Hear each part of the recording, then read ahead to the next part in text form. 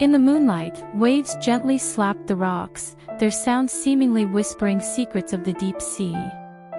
The lighthouse keeper, Johnson, stood at the edge of the rocks, gazing out at the churning darkness of the ocean. His gray hair and weathered face highlighted the marks of time, and his sunken eyes hid endless melancholy and contemplation. That night, a storm approached silently and unexpectedly. Johnson felt an ominous foreboding. The waves on the sea surface became more turbulent as if something was awakening in the depths.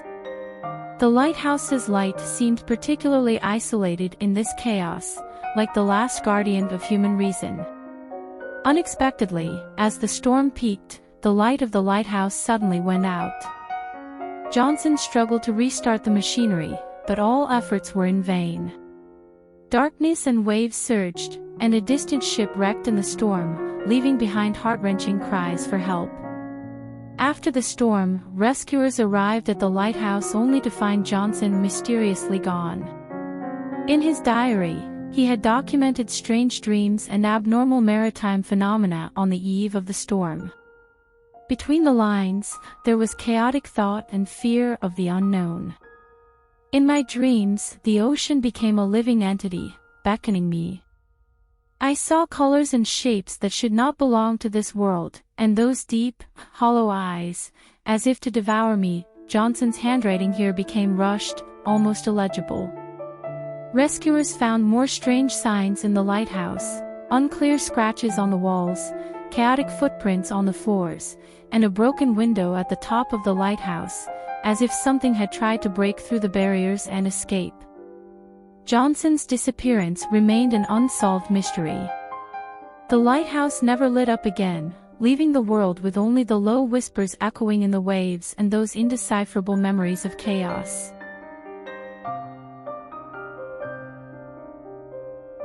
Every city has its secrets, just like this one with its night train that always passes through the suburbs on time.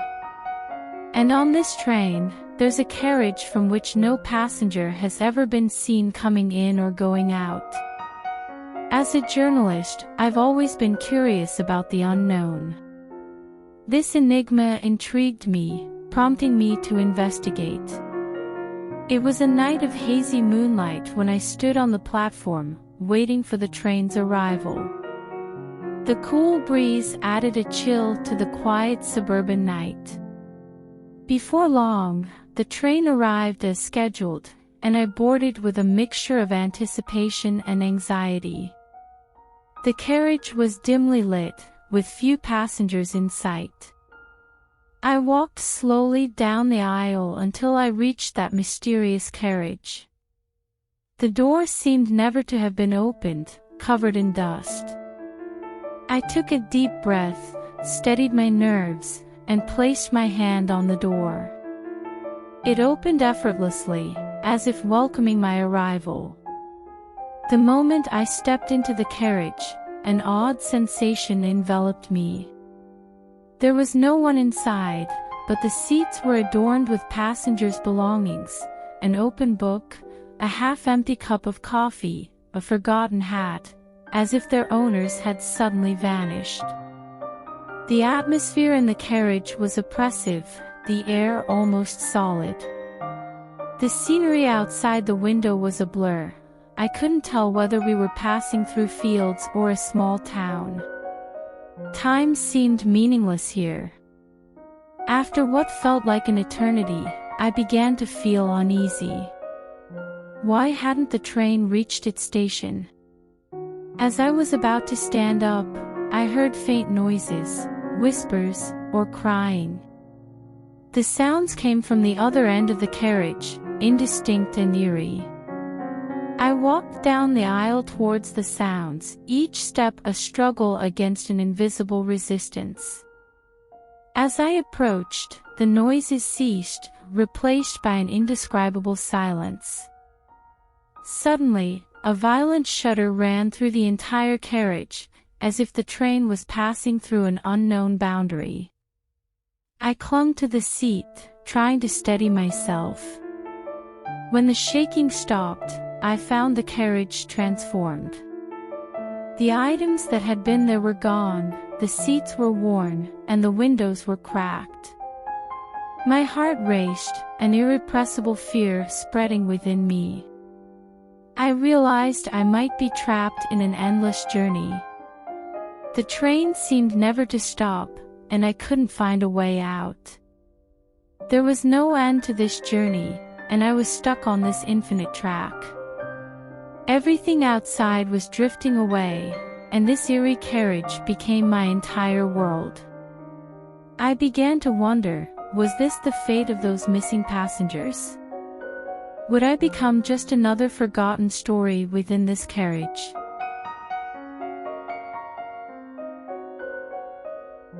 Ever since I moved into this slightly outdated apartment, I've felt something off about it.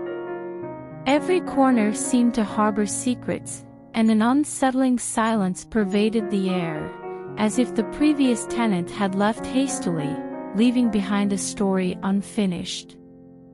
One night, I accidentally discovered a hidden door behind the closet. Curiosity got the better of me, and with my palms sweating, I pushed it open. What I saw stunned me. It was a space identical to my apartment. Every piece of furniture, every photo, was exactly the same as in my place. But what shocked me more was the presence of someone in the room, someone who looked exactly like me. He looked at me with the same surprised eyes, as if I were his mirror image. I felt dizzy, my heart beat erratic in my chest, and for a moment, I didn't know what to do. He mimicked my every move, even the changes in expression synchronized with mine. But his eyes lacked something, like a shell without a soul. As time passed, things got stranger. That me began to appear in my life, talking to my friends, even going to my workplace. He copied everything about me, yet always with a smile that lacked genuine emotion. Panic set in. I could feel he was trying to replace me, to become me. I tried telling people, but nobody believed me. They thought I was mentally disturbed because, to them, that person was me. Unwittingly, I was gradually pushed out of my own life. I had nowhere to go but to hide in that hidden room, the space that belonged to him. And he, in turn, was getting more comfortable in my world. I started to doubt myself. Am I still me? Is all of this reality or a nightmare? I could no longer distinguish what the truth was. And he, the mirror self, seemed to be becoming the real me, while I was turning into a ghost trapped in the mirror. The mirror world and reality intertwined, trapping me in the middle, unable to find a way out. And that hidden door seemed to be the entrance into this nightmare and the only key to ending it all. But what should I do? I can no longer tell which world is real, which me is the real one.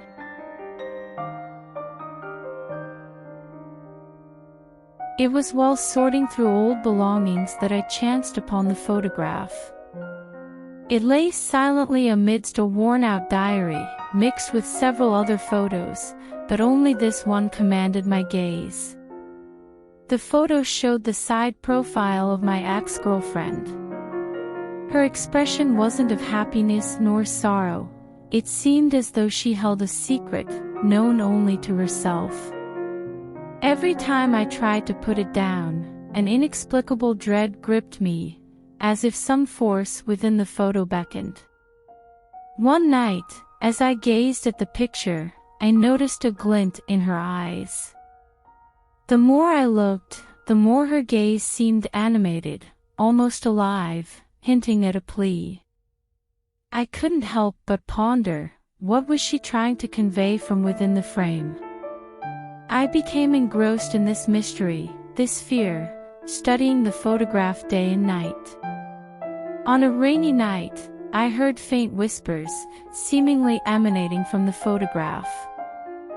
As I leaned closer, I thought I saw her lips twitch ever so slightly. Days turned into weeks, my obsession with the photograph grew. Family and friends tried to intervene, but I rebuked them, thinking they didn't understand. Finally, one morning, her message became clear.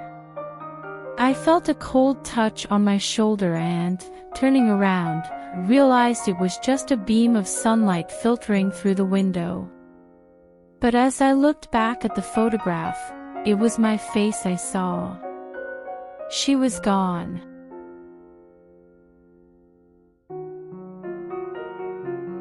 The lullaby first appeared on a stormy night. Mary and I had just moved into the old house on the edge of town, preparing a cozy home for our unborn child.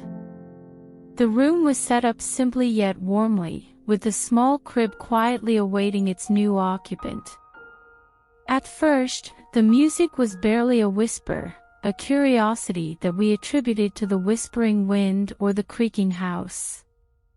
But as days passed, the lullaby became clearer, its melody twisting as though it harbored a profound sorrow. Mary was the first to become uneasy.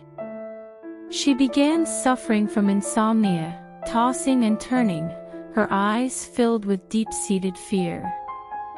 I tried to comfort her but found myself also troubled by the distorted music, slowly making its presence known in our lives. At night, when everything fell silent, the melody would drift softly from the future nursery, cold, ethereal, yet piercingly sharp. We began to avoid talking about it, as if silence could bury the reality. I noticed Mary's face growing paler, her smiles fewer, and a melancholic depth to her eyes. She started to distance herself, even quietly leaving the bed at night to walk alone into that room, leaving me in the darkness to the twisted lullaby. One moonlit night, I mustered the courage to follow her into the room where only the music resonated. The moonlight spilled on her gaunt figure, standing in front of the crib, whispering as if speaking to someone. I wanted to approach, but cold sweat in my hands and fear in my heart held me back. Then, the music stopped abruptly, and all fell into silence, leaving only our breaths and heartbeats echoing in the empty room. Mary turned around, her eyes lacking their former sparkle, only bottomless voids remaining. After that, the lullaby disappeared, along with Mary's once-present smiles and warmth. We never spoke of that room again, nor the music that had drifted away. But on some quiet nights, I feel like I can still hear that faint melody, circling in the dark, never ending.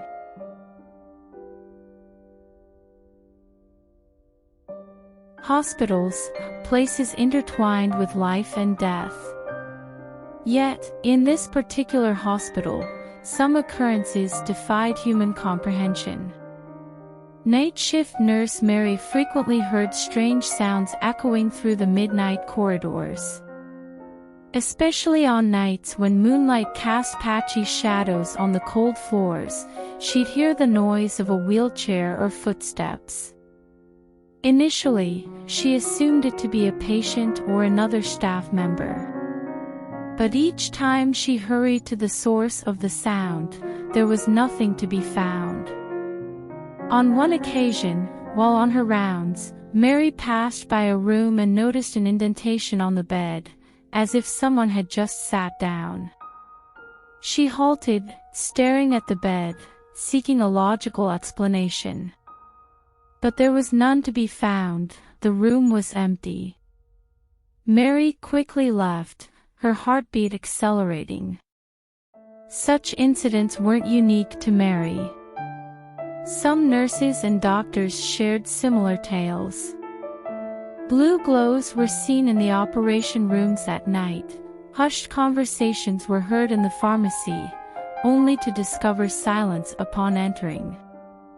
Mary decided to dig deeper. She began collecting historical information about the hospital. In a dusty file, she discovered that a serious fire incident occurred in the hospital decades ago, and many patients and staff failed to escape. As she continued her research, she discovered the profile of a little girl named Annie. And one of the victims of the fire was in a wheelchair due to a leg injury. Mary began to wonder if those sounds and phenomena were related to the fire. She decided to spend the night in the hospital to find answers. It was late at night, and the moonlight shone on the corridor again. Mary sat in a ward, filled with anticipation and nervousness. Suddenly, a small sound broke the silence. It was the sound of a wheelchair, getting closer and closer. Mary stood up nervously, opened the door, and saw a little girl sitting in a wheelchair, slowly approaching her. The girl's eyes were dull, but there was a faint smile on her face. "Are you Anne?" Mary asked softly. The girl didn't answer, just smiled, and then left slowly. After that night, Mary heard no more strange noises. But she always believed that Anne's soul was still in the hospital, looking for the person who could hear her.